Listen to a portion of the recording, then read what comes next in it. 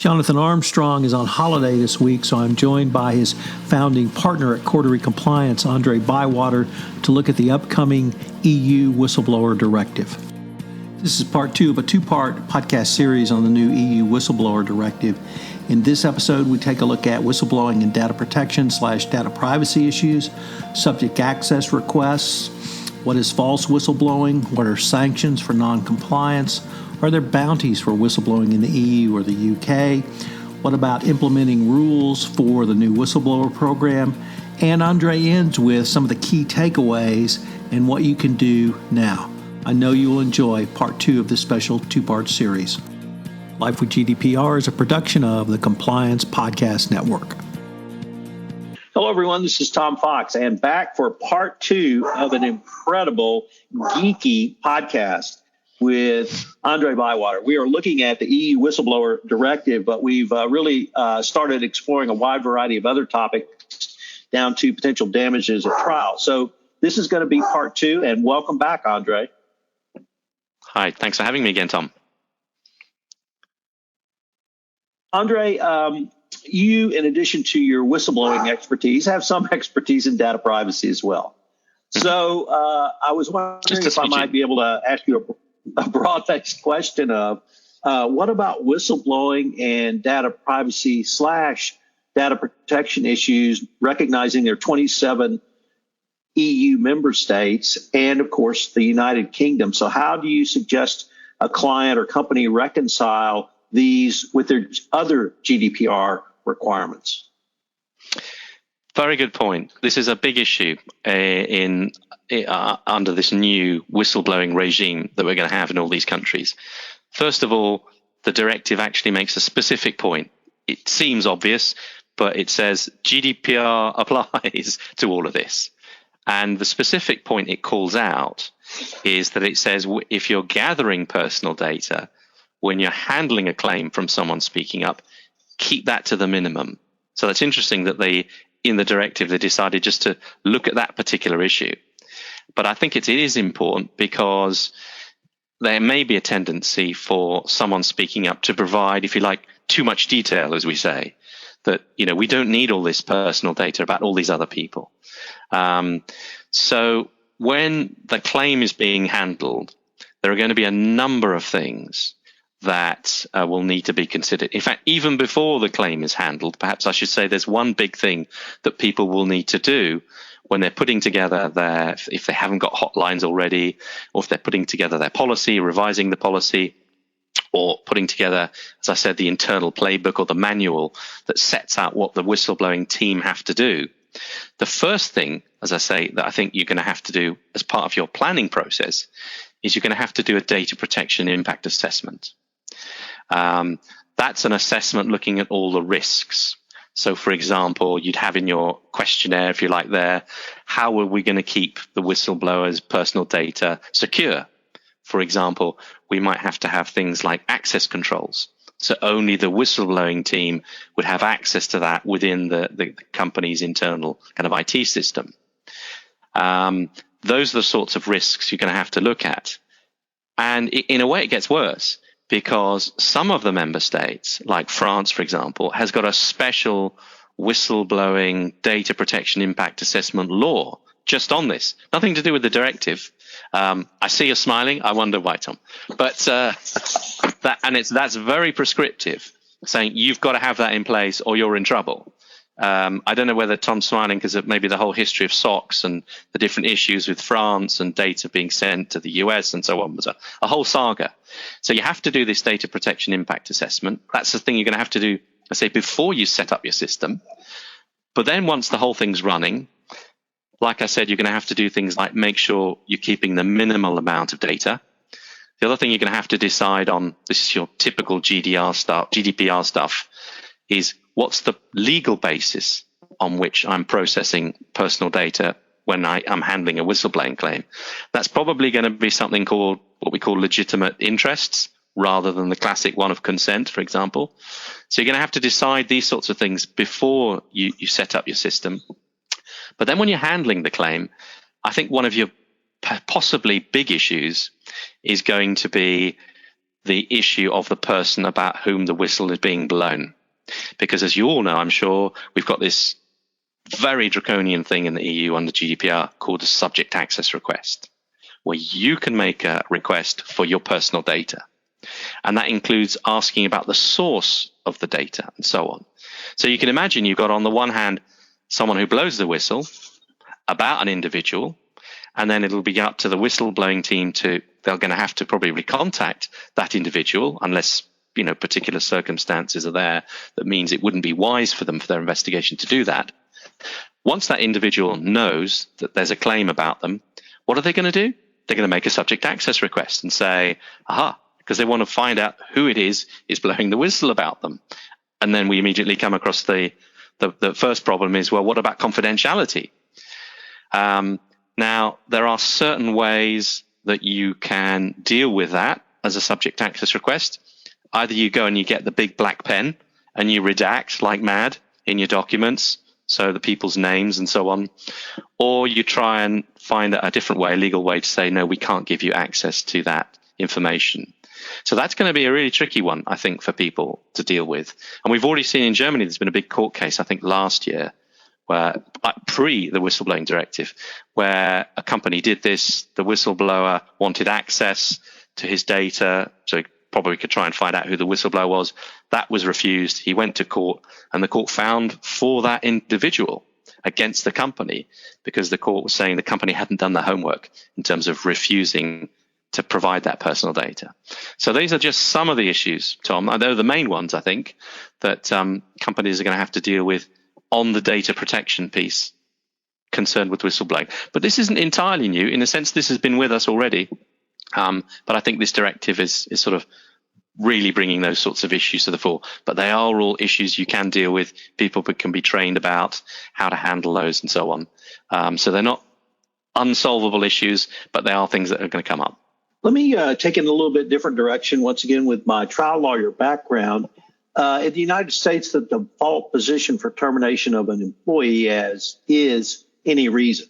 There are very few exceptions to that, unless there's a union environment where there's a labor management contract in place providing certain procedural protections. That is not true in the United Kingdom, and that's not true in the EU. I have some familiarity with the United Kingdom that you can actually bring an action to that you were wrongfully terminated. So how does the confidentiality issues and the potential rights of those accused fit into this overall scheme if a person is accused of wrongdoing and they're terminated as a part of a company's whistleblower investigation? Any thoughts on that issue? Well, certainly the directive doesn't deal with any of that. I think that's going to be up to national legislation in each country. I think the directive is really just aimed at setting out the systems and so on, but not really all that kind of follow through about how those sorts of issues are dealt with. So, I don't know if businesses are thinking through that far. But as I say, that's all going to be dealt with in very different ways in different countries. I think that's probably the best I can say on that. Andre, in part one of our now two-part series, you mentioned false whistleblowing. I was wondering if you could tell us a little bit about what false whistleblowing is and potential sanctions for an individual who falsely whistleblows. Well, in its typical way, the directive it's kind of blurts out like these great bold statements saying, there shall be no false whistleblowing, and it shall be sanctioned. So it's kind of at that level. But there was obviously concern, and you and I may know this from experience, that there are false whistleblowers, people who pretend that something has happened for whatever motive. Maybe they want to get at their boss or something. Who knows? But it's clearly this has been identified as an issue, and so it's something that you're going to have to put in your policy. As I say, the internal team are going to have to be trained to be able to deal with this, to spot when there may be a false whistleblower. And you're going to have to put in your policy, make it very clear that this can be sanctioned. And again, we're going to have to see how the member states implement this, how they sanction it. And what I fear, and this is again back to the patchwork issue I mentioned in the first podcast, that and I'm not going to name names. There's a wonderful Spanish proverb where you name the sin but not the sinner.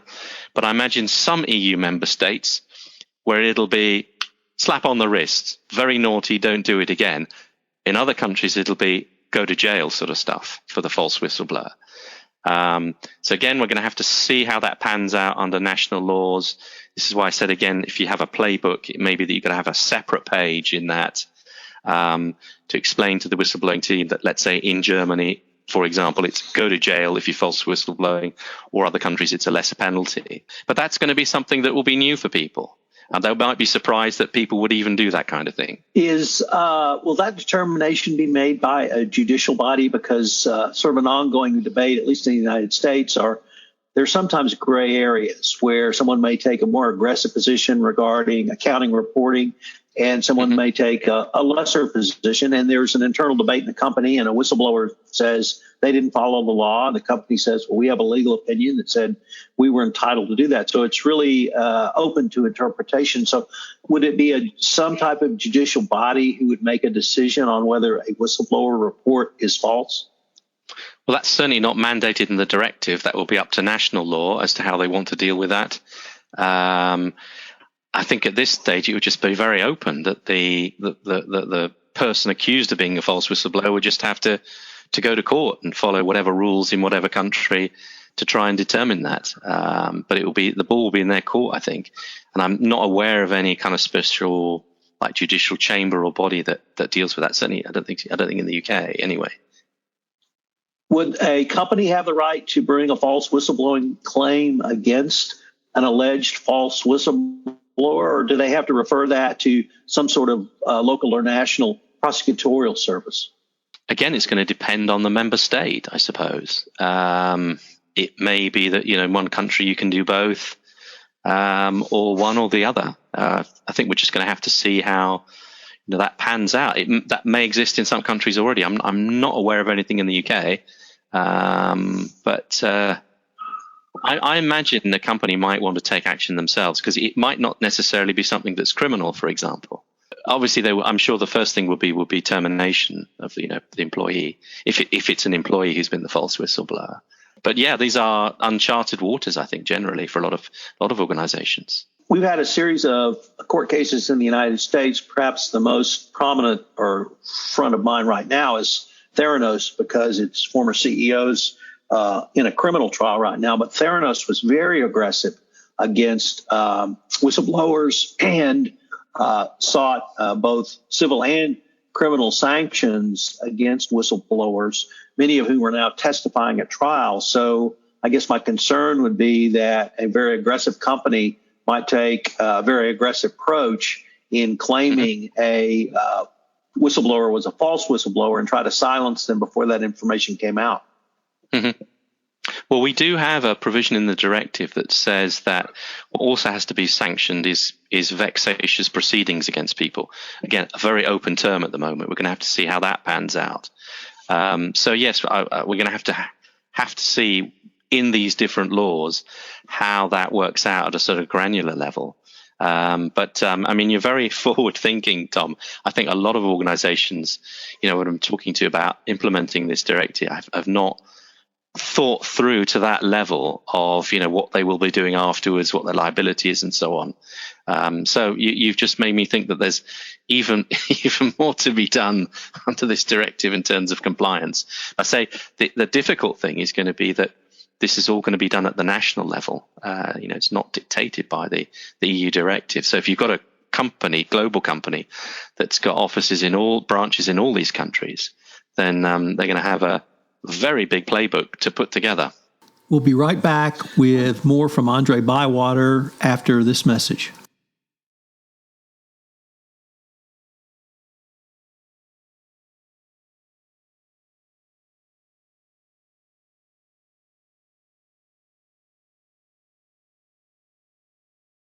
I'd now like to turn the focus a little bit different to bounties.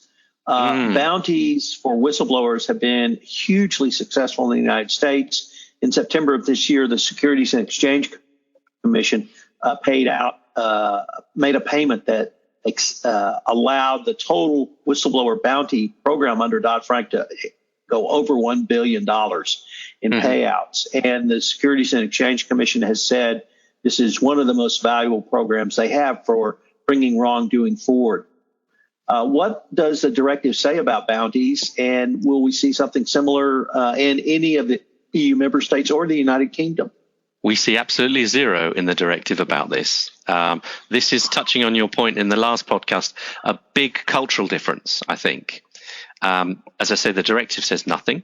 So it's up to the EU member states, but it's very much not been a kind of European tradition, for better or for worse, to provide for bounties.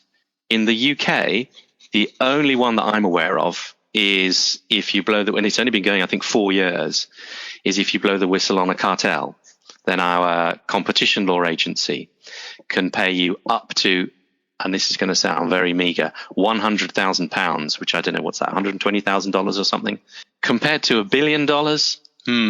I try and get this debate going because I do think that is a very important thing personally, to try and have bounties, but you do get a very negative reaction here and I can't speak for every European country, but this almost seems to be something distasteful.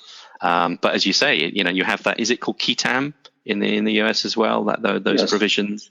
And I remember seeing this like 25 years ago and I thought, this is interesting, but no, it's not here. Not yet.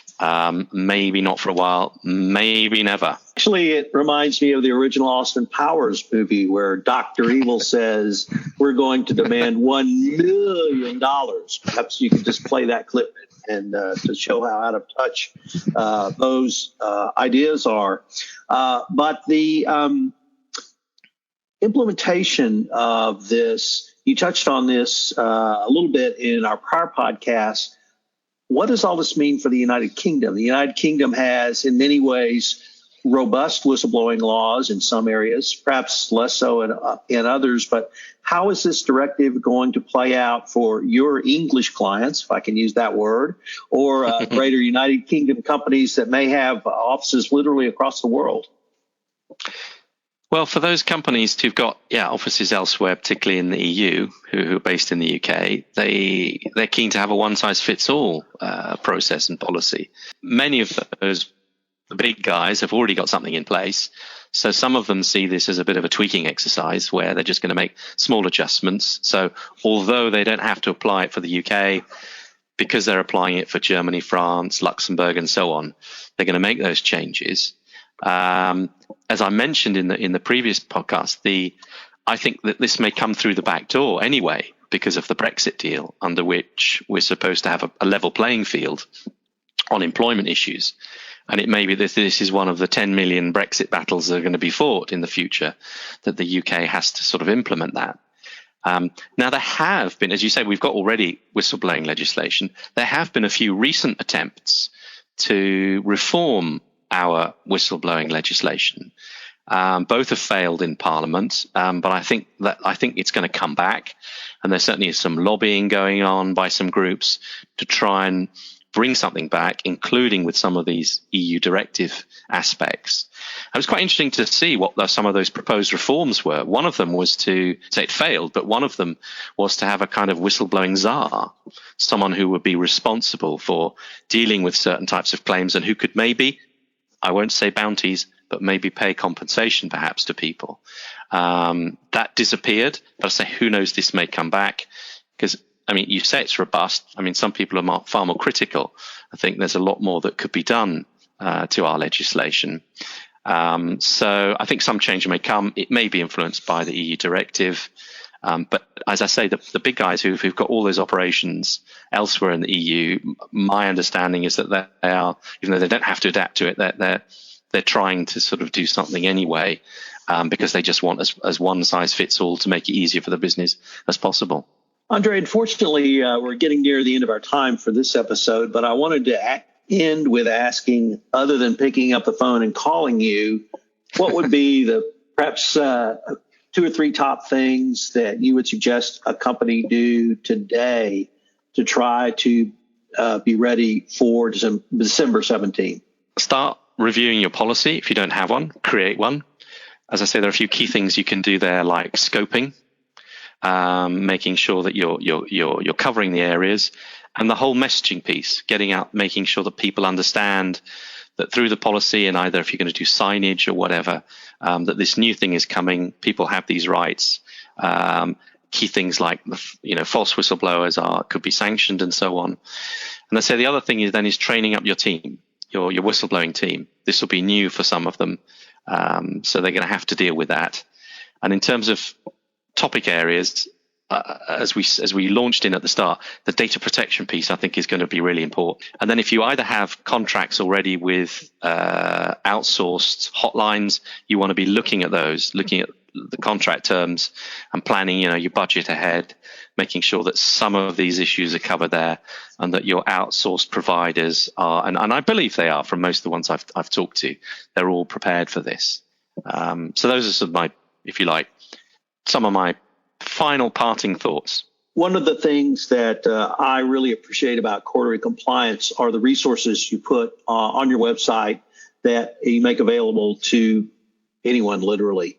And you have lots of videos, lots of audio, lots of reports. But in addition to the public information on the website, you have something called Cordery Labs. So I was wondering, as we end, if you could talk a little bit about that and some of the other services that clients or even potential clients could come to you for a discussion around. Yeah, absolutely. Yes, we run some special sessions for people on particular topics. And obviously, we're looking at whistleblowing, but there are other things as well. You mentioned data protection. There's so many developments going on. We can look at that for people in terms of making sure that they're compliant. But also, we're dealing with problems when they occur, when sadly non-compliance happens, and there's an investigation by let's say the ICO, the data protection regulator. So there are all those sorts of range of activities, and we're always happy to train people as well and draft policies and so on. So I wanted to, and now we are at the end, but for any of these fabulous resources, could you tell us where could a client or potential client go? Yeah, absolutely. As you say, there's our website called Cordery Compliance. It's hopefully easy to navigate your way through to see what the different proposed solutions are. And as you say, we've got a huge stock of news items. You can obviously do a search. So like if you wanted to go back to look at some of the whistleblowing issues we've talked about, we've got some FAQs there, got an article about UK whistleblowing and so on. So that's the place to start. Well, Andre, I can't thank you enough for what turned into a two-part podcast series. I'm going to link to the Cordery site and some of the key resources and assets that I've been able to use over the years. And I greatly look forward to continuing this conversation. Thank you. And you've made me think about a lot of issues as well, Tom. So much appreciated. Thank you. Very fruitful dialogue. This is Tom Fox again. Thank you for listening to this special two-part podcast series on Life with GDPR, where together with Andre Bywater, founding partner at Cordery Compliance, we took a look at the EU Whistleblower Directive, which goes live December 17, 2021. We're going to link to the Cordery Compliance website in the show notes. They have a plethora of resources for you, but if you haven't started on this project, I suggest you call Andre or his partner, Jonathan Armstrong, as soon as you finish listening to this podcast. Thanks for listening, and I hope you'll join us again for another episode of Life with GDPR, which is a production of the Compliance Podcast Network.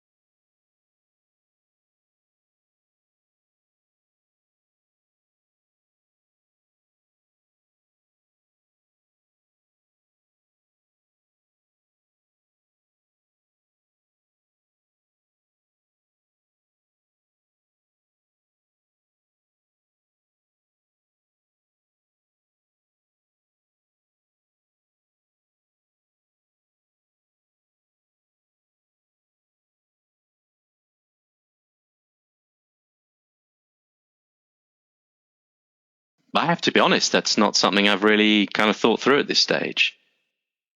This podcast is a part of the C-Suite Radio Network. For more top business podcasts, visit c-suiteradio.com.